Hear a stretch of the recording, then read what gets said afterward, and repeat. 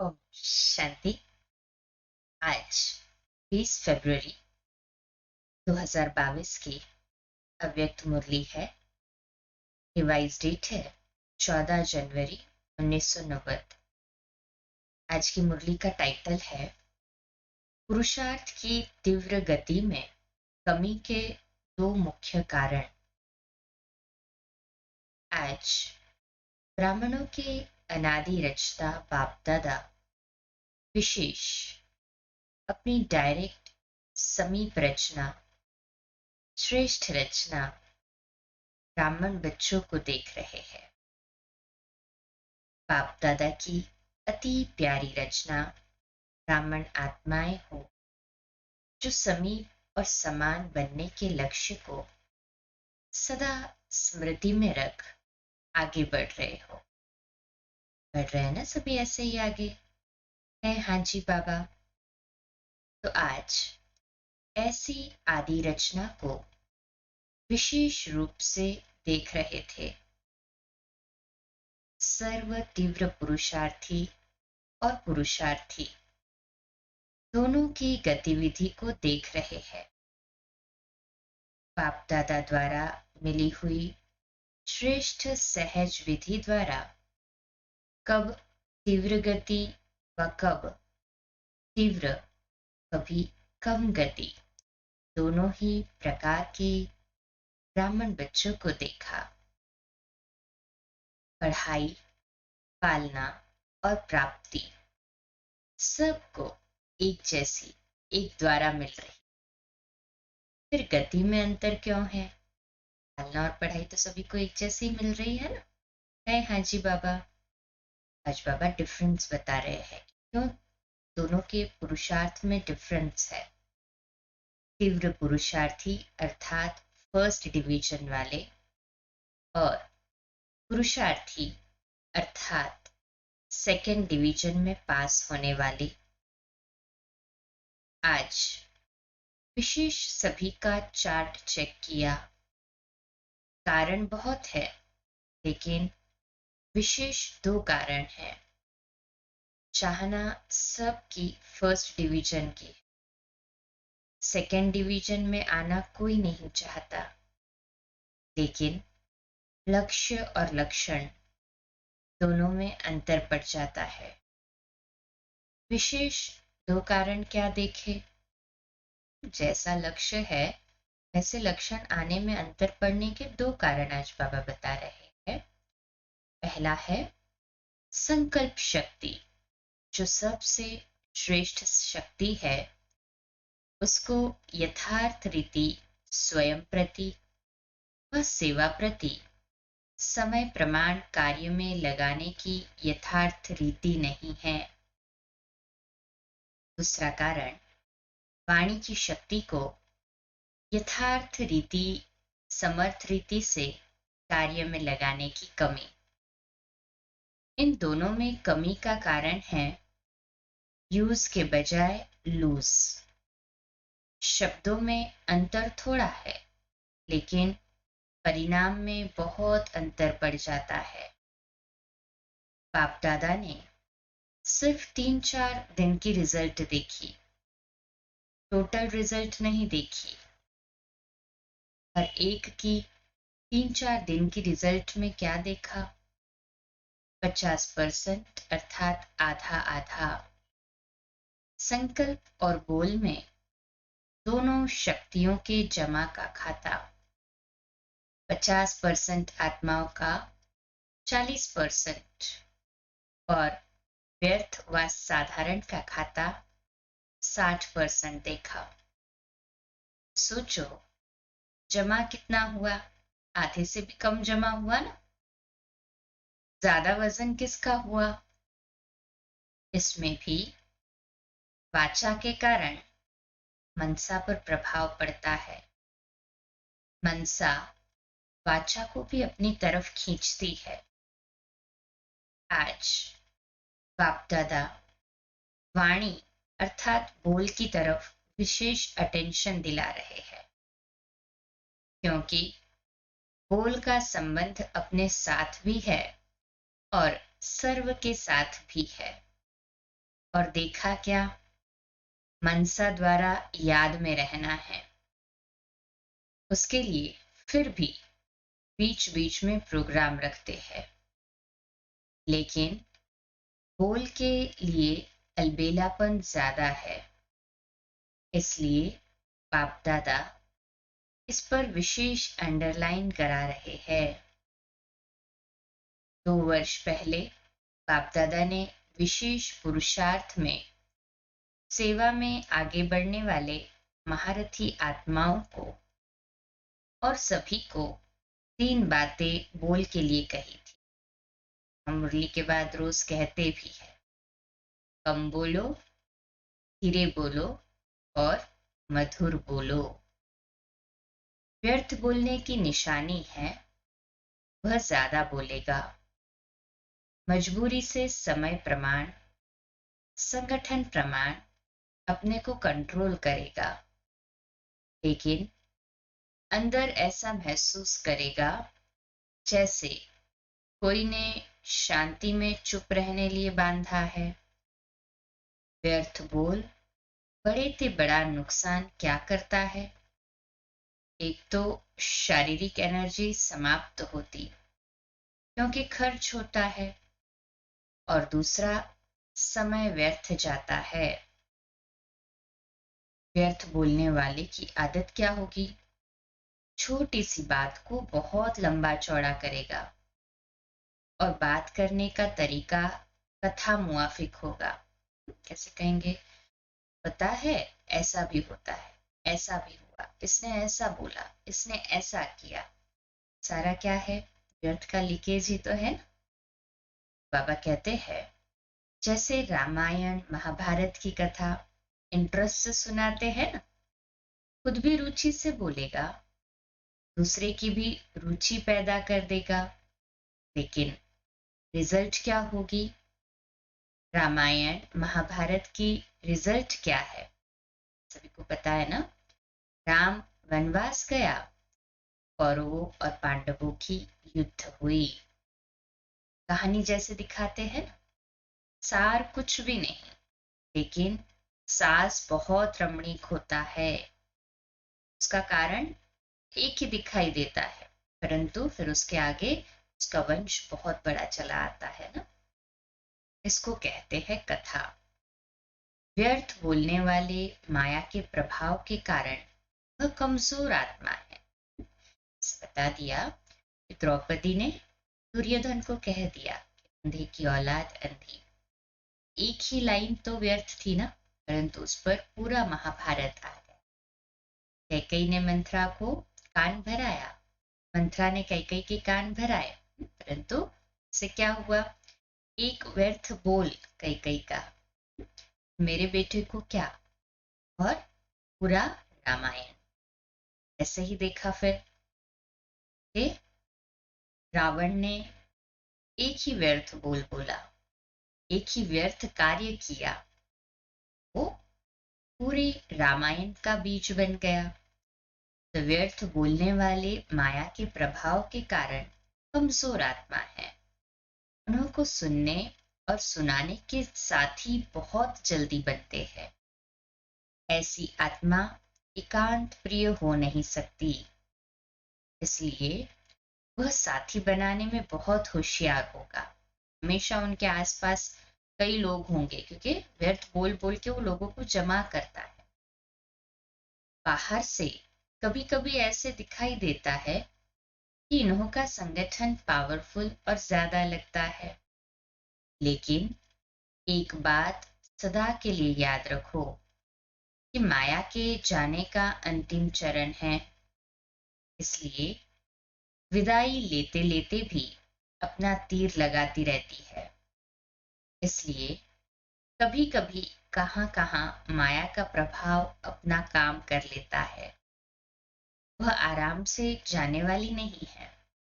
Last घड़ी तक direct नहीं तो इनडायरेक्ट, कड़वा रूप नहीं तो बहुत मीठा रूप, और नया नया रूप धारण कर ब्राह्मणों की ट्रायल लेते रहती है। फिर भूले भाले ब्राह्मण क्या कहते, यह तो बाप दादा ने सुनाया ही था ना कि इस रूप में भी माया आती है। अलबेलेपन के कारण अपने को चेक भी नहीं करते और सोचते कि बाप दादा तो कहते हैं कि माया आएगी ही, फिर उससे संघर्ष करने में लग पड़ते हैं ना। आधा अक्षर याद रखते हैं कि माया आएगी, लेकिन मायाजीत बनना है यह भूल जाते हैं। तो मेन पॉइंट तो भूल गए ना। बाबा कहते हैं, और दूसरी बात, व्यर्थ व साधारण बोल के भिन्न भिन्न रूप देखे। एक, सीमा से बाहर अर्थात लिमिट से परे हंसी मजाक। दूसरा, टॉन्टिंग। व तीसरा, इधर उधर के समाचार इकट्ठा कर सुनना और सुनाना। चौथा, कुछ सेवा समाचार, और सेवा समाचार के साथ सेवाधारियों की कमजोरी का चिंतन। यह मिक्स चटनी। और पांचवा, अयुक्ति युक्त बोल, जो ब्राह्मणों की डिक्शनरी में है ही नहीं। ये 5 बातों को अपनी डिक्शनरी में से हमेशा के लिए डिलीट कर देना। पहला क्या? ये लिमिट के बाहर बोलना, हंसी मजाक करना। दूसरा, किसी को टॉन्ट मारना। तीसरा, इधर उधर के समाचार सुनाना। चौथा, कुछ सेवा समाचार, और सेवा समाचार के साथ सेवाधारियों की जो कमजोरी है उसका चिंतन करना। तो ये जो मिक्स है ना, सब इन सब को निकालना है। पांचवा क्या बताया? अयुक्ति युक्त बोल। ये पांचों को निकालेंगे ना अपनी डिक्शनरी में से। कहे हाँ जी बाबा। इन पांचों को ही बाप दादा व्यर्थ बोल में गिनती करते हैं। ऐसा नहीं समझो हंसी मजाक अच्छी चीज है।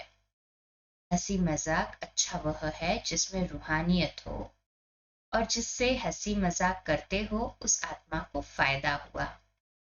टाइम पास हुआ या टाइम वेस्ट गया, रमणीकता का गुण अच्छा माना जाता है। लेकिन व्यक्ति, समय, संगठन, स्थान, वायुमंडल के प्रमाण रमणीकता अच्छी लगती है। अगर इन सब बातों में से एक बात भी ठीक नहीं, व्यक्ति, स्थान, वायुमंडल, संगठन, ये सभी बात, समय, इन सभी बातों में से बाबा कहते हैं अगर एक भी बात ठीक नहीं है, क्या होगा?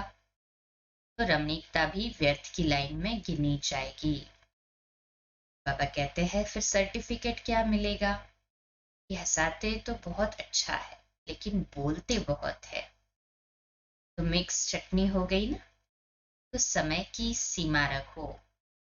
इसको कहा जाता है मर्यादा पुरुषोत्तम। कहते हैं मेरा स्वभाव ही ऐसा है। यह कौन सा स्वभाव है? ये कौन सा है? बाबा कहते हैं बाप दादा वाला स्वभाव है। इसको भी मर्यादा पुरुषोत्तम नहीं कहेंगे, साधारण पुरुष कहेंगे। बोल सदैव ऐसे हो जो सुनने वाले चातक हो, या कुछ बोले और हम सुने। इसको कहा जाता है अनमोल महावाक्य। महावाक्य ज्यादा नहीं होते, जब चाहे तब बोलता रहे। इसको महावाक्य नहीं कहेंगे। जो सदगुरु के बच्चे मास्टर सदगुरु के महावाक्य होते हैं, वाक्य नहीं। व्यर्थ बोलने वाला अपनी बुद्धि में व्यर्थ बातें, व्यर्थ समाचार, चारों ओर का कूड़ा किचड़ा जरूर इकट्ठा करेगा। क्यों? क्योंकि उनको कथा का रमणीक रूप देना पड़ेगा। जैसे शास्त्रवादियों की बुद्धि है ना, इसलिए जिस समय और जिस स्थान पर जो बोल आवश्यक है, युक्ति युक्त है, स्वयं के और दूसरी आत्माओं के लाभ लायक है, वही बोल बोलो। बोल के ऊपर अटेंशन कम है, इसलिए इस पर डबल अंडरलाइन। आज किया हम सभी ने बोल के ऊपर डबल अंडरलाइन। विशेष अटेंशन रखेंगे ना सभी? हाँ जी बाबा। विशेष, इस वर्ष बोल के ऊपर अटेंशन रखो।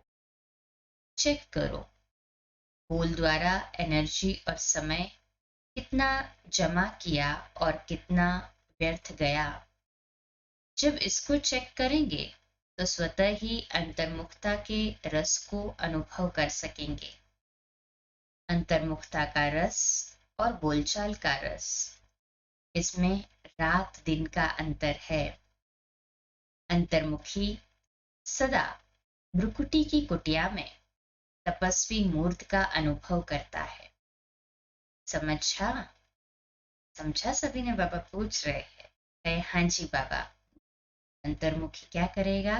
सदा भ्रुकुटी की कुटिया में तपस्वी मूर्त का अनुभव। डबल अंडरलाइन कर लिया हम सभी इस महावाक्य। क्या सभी ने? है हाँ जी बाबा। बाबा कहते हैं समझना अर्थात बनना। जब कोई बात समझ में आ जाती है तो वह करेगा जरूर, समझेगा जरूर। बाबा कहते हैं टीचर्स तो है ही समझदार, तब तो भाग्य मिला है ना। निमित्त बनने का भाग्य, इसका महत्व अभी कभी कभी साधारण लगता है, लेकिन यह भाग्य समय पर अति श्रेष्ठ अनुभव करेंगे। किसने निमित्त बनाया? किसने मुझ आत्मा को इस योग्य चुना? यह स्मृति ही स्वतः श्रेष्ठ बना देती है। बनाने वाला कौन है? शिव बाबा है ना। नशा चढ़ा? कहे हाँ जी बाबा। बनाने वाला कौन है? अगर इस स्मृति में रहो तो बहुत सहज निरंतर योगी बन जाएंगे। सदा दिल में बनाने वाले बाप के गुणों के गीत गाते रहो तो निरंतर योगी हो जाएंगे। यह कम बात नहीं है। सारे विश्व की कोटों करोड़ों आत्माओं में से, बाबा कहते हैं सारे विश्व की कोटों की कोट अर्थात करोड़ों आत्माओं में से कितनी निमित्त टीचर्स बनी हो।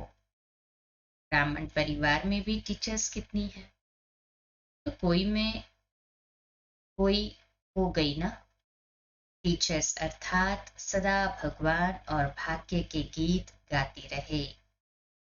बाप दादा को टीचर्स पर नाज होता है, लेकिन राजयुक्त टीचर्स पर नाज होता है। अच्छा बाबा प्रवृत्ति वालों से मिल रहे हैं। प्रवृत्ति वाले भी मजे में रहते हैं ना, रहते हैं ना सभी मजे में। कहे हाँ जी बाबा। मूंझने वाले हो या मजे में रहने वाले हो, ब्राह्मण जीवन में हर सेकेंड तन मन धन जन का मजा, मजा ही मजा है ना। मजा ही मजा सभी अनुभव करते हैं। हाँ जी बाबा। आराम से सोते हो, आराम से खाते हो, आराम से रहना खाना सोना और पढ़ना। और कुछ चाहिए क्या? पढ़ना भी ठीक है। या अमृत वेले सो जाते हो? ये तो जागते हैं ना अमृत वेले। कहे हाँ जी बाबा। प्यार से याद करते हैं ना बाबा। ऐसे कई बच्चे करते हैं, कहेंगे सारी रात जाग रहे थे, सुबह को नींद आ गई। या एक सेवा करेंगे तो अमृत वेले को छोड़ देंगे, तो जमा क्या हुआ? एक्स्ट्रा जमा तो हुआ ही नहीं ना, क्योंकि एक सेवा की और अमृत वेला छोड़ दिया तो फिर अकाउंट तो न्यूट्रल रहा ना। एक तरफ सेवा की, दूसरी तरफ अमृत वेला मिस किया, क्या हुआ? लेकिन नेमिनाथ मुआफिक ऐसे झुटका खाते नहीं बैठना। वह टीवी बहुत अच्छी होती है, जैसे वह योग के आसन करते हैं ना, अनेक प्रकार के पोज बदलते रहते हैं। बाबा अमृत वेले चक्कर लगाते हैं ना, बच्चों के अलग अलग अलग पोजेस दिखाई देते हैं, तो बाबा को भी हंसी आती है। तो यहाँ भी ऐसे हो जाते हैं, सोचते हैं सहज योग है ना, इसलिए आराम से बैठो। कईयों की तो ट्यून भी बाप दादा के पास सुनने में आती है। जब आंख बंद हो जाती है, ट्यून आती है ना, बाबा कहते वो ट्यून भी सुनाई देती है बाबा को। बाप दादा के पास वह भी कैसेट है।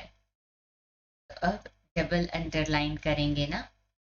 फिर बाप दादा सुनाएंगे रिजल्ट में कितना अंतर पड़ा। अच्छा, चारों ओर के श्रेष्ठ लक्ष्य और लक्षण धारण करने वाले।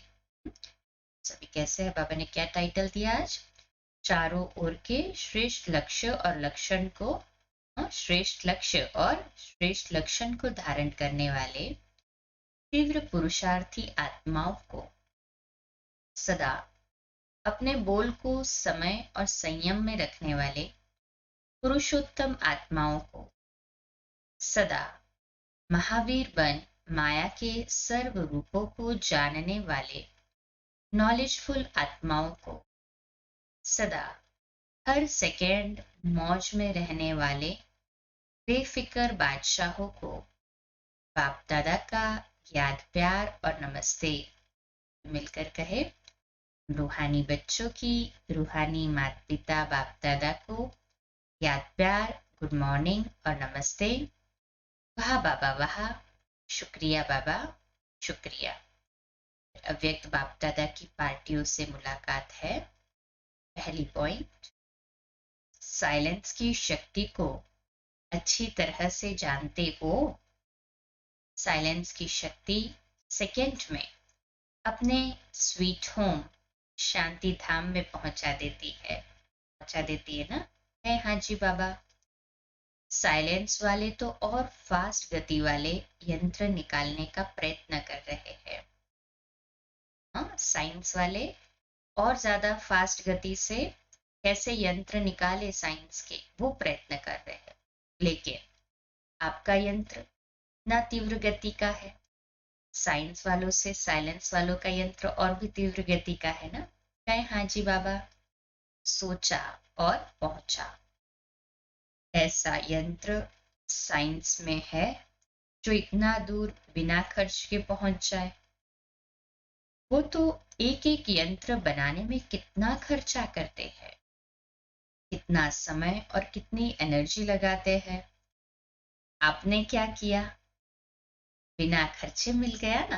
हमारा साइलेंस का यंत्र तो बिना खर्चे चलता है ना? अनुभव सभी को है हाँ जी बाबा। यह संकल्प की शक्ति सबसे फास्ट है। आपको शुभ संकल्प का यंत्र मिला है, दिव्य बुद्धि मिली है। शुद्ध मन और दिव्य बुद्धि से पहुंच जाते हैं। जब चाहे तब लौट आओ, जब चाहो तब चले जाओ। साइंस वालों को तो मौसम भी देखना पड़ता है, आपको तो यह भी नहीं देखना पड़ता कि आज बादल है या नहीं। जा सकेंगे, अगर नहीं बादल होंगे तो नहीं जा सकेंगे, ऐसा लगता है ना। आजकल देखो, बादल तो क्या, थोड़ी सी फागी भी होती है ना तो प्लेन नहीं उड़ सकता। और आपका विमान एवर रेडी है, कैसा भी वातावरण हो बाहर, हमारा विमान एवर रेडी। कभी कोई फागी इसको डिस्टर्ब नहीं कर सकती, डिस्ट्रैक्ट नहीं कर सकती, है ना? ऐसे ही है हाँ जी बाबा। बाबा पूछ रहे एवर रेडी है? जो समझते एवर रेडी है वो हाथ ऊपर करे। अच्छा, सेकेंड में जा सकते हैं, ऐसी तीव्र गति है। माया कभी रुकावट तो नहीं डालती है। मास्टर सर्वशक्तिमान को कोई रोक नहीं सकता, है ना? पक्का ऐसे है हाँ जी बाबा। जहां शक्तियां है वहां कौन रोकेगा? कोई भी शक्ति की कमी होती है तो समय पर धोखा मिल सकता है। मानो सहन शक्ति आप में है, लेकिन निर्णय करने की शक्ति कमजोर है। तो जब ऐसी कोई परिस्थिति आएगी जिसमें निर्णय करना हो, उस समय नुकसान हो जाएगा। होती एक घड़ी निर्णय करने की है, हाँ या ना, लेकिन उसका परिणाम कितना बड़ा होता है। निर्णय एक सेकंड में करना होता है, परंतु उसके बेसिस पे रिजल्ट जो आता है वो बहुत बड़ा होता है। तो सब शक्तियां अपने पास चेक करो। ऐसे नहीं ठीक है चल रहे हैं, योग तो लगा रहे हैं, लेकिन योग से जो प्राप्तियां हैं वह सब है या थोड़े में खुश हो गए कि बाप तो अपना हो गया।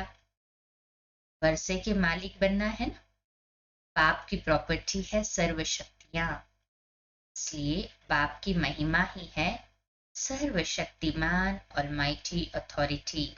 हम भी उसकी संतान कैसे हुई? मास्टर सर्वशक्तिमान ऑलमाइटी अथॉरिटी हुई ना? है हाँ जी बाबा।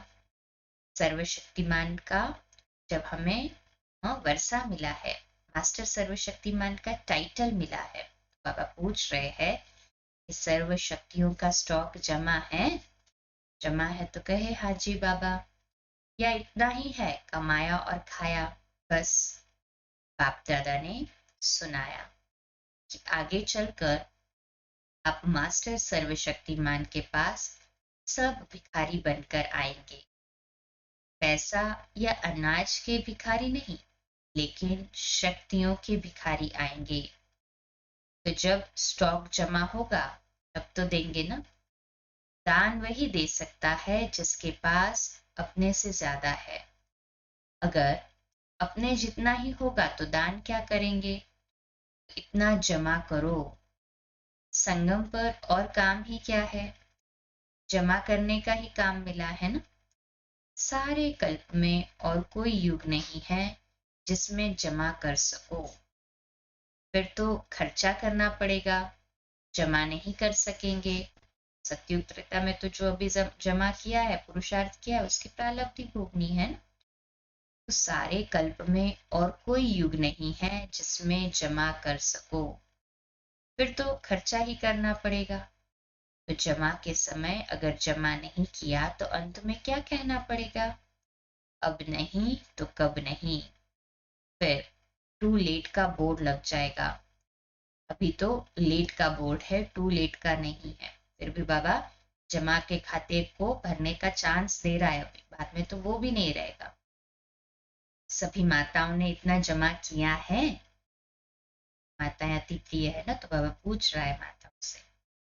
ये माताओं को यज्ञ से भी बहुत स्नेह होता है। जो भी अपने पास बचा कुचा होता है ना, सब बाबा के लिए जमा करो, बाबा के लिए जमा करो कहते हैं ना। बाबा पूछ रहे हैं, शिव शक्तियां हो या घर की माताएं हो? शिव शक्ति कहने से शक्तियां याद आती है। किन माताओं को बाप ने शिव शक्तियां बना दिया? अगर कोई शक्ल आकर देखे तो क्या कहेंगे? ऐसी शक्तियां होती है क्या? लेकिन बाप ने पहचान लिया कि वह आत्माएं शक्तिशाली है। बाप तो आत्माओं को देखता है, न बूढ़ा देखता, न जवान देखता, न बच्चा देखता। आत्मा तो बूढ़ी व छोटी है ही नहीं। तो यह खुशी है ना कि हमको बाबा ने शिव शक्ति बना दिया है। दुनिया में कितनी पढ़ी लिखी माताएं हैं, लेकिन बाप को गांव वाले ही पसंद है। क्यों पसंद है? क्यों पसंद है बोलो? बाबा कहते हैं सच्ची दिल पर साहिब राजी। दिल की सच्ची होती है ना माताएं। बाप को सच्ची दिल प्यारी लगती है। जो भोले होंगे उन्हें झूठ कपट करने नहीं आएगा। जो चालाक चतुर होते हैं उसमें ये सब बातें होती है। तो जिसकी दिल भोली है, अर्थात दुनिया की मायावी चतुराई से परे है, वो बाप को अति प्रिय है। बाप सच्ची दिल को देखता है, बाकी पढ़ाई को, शक्ल को, गांव को, पैसों को नहीं देखता है। सच्ची दिल चाहिए, इसलिए बाप का नाम दिल वाला है ना। सभी ऐसे ही दिल वाला बाप की सच्ची दिल वाले संतान है। हाँ जी बाबा। इसका मीठा वरदान है, दृढ़ निश्चय द्वारा फर्स्ट डिवीजन में भाग्य को निश्चित करने वाले मास्टर नॉलेजफुल भव। विश्लेषण है, दृढ़ निश्चय भाग्य को निश्चित कर देता है। जैसे ब्रह्मा बाप फर्स्ट नंबर में निश्चित हो गए, ऐसे हमें फर्स्ट डिवीजन में आना ही है। यह दृढ़ निश्चय है। ड्रामा में हर एक बच्चे को यह गोल्डन चांस है। सिर्फ अभ्यास पर अटेंशन हो तो आप नंबर आगे ले सकते हैं। इसलिए मास्टर नॉलेजफुल बन हर कर्म करते चलो। साथ के अनुभव को बढ़ाओ तो सब सहज हो जाएगा। जिसके साथ स्वयं सर्वशक्तिमान बाप है, उसके आगे माया पेपर टाइगर है ना। हमारे आगे सर्वशक्तिमान बाप, माया क्या हो गई, पेपर टाइगर। पेपर के टाइगर से कोई डरता है क्या? आज का स्लोगन है, स्वयं को हीरो पार्टधारी समझ, बेहद नाटक में हीरो पार्ट बजाते रहो। नशा चढ़ा, सभी कौन है, हीरो पार्टधारी, इस बेहद के नाटक में हीरो पार्ट बजा रहे हैं। अच्छा, आज का हमारा स्वमान लिखने के लिए, अभ्यास करने के लिए और इसके ऊपर चिंतन करने के लिए है, मैं मास्टर नॉलेजफुल हूँ। मैं मास्टर नॉलेजफुल हूँ। अच्छा, कम बोलो, धीरे बोलो, मीठा बोलो, सत्य बोलो, सोच समझकर बोलो। निमित्त भाव, निर्माण भाव, निर्मल वाणी। ओम शांति।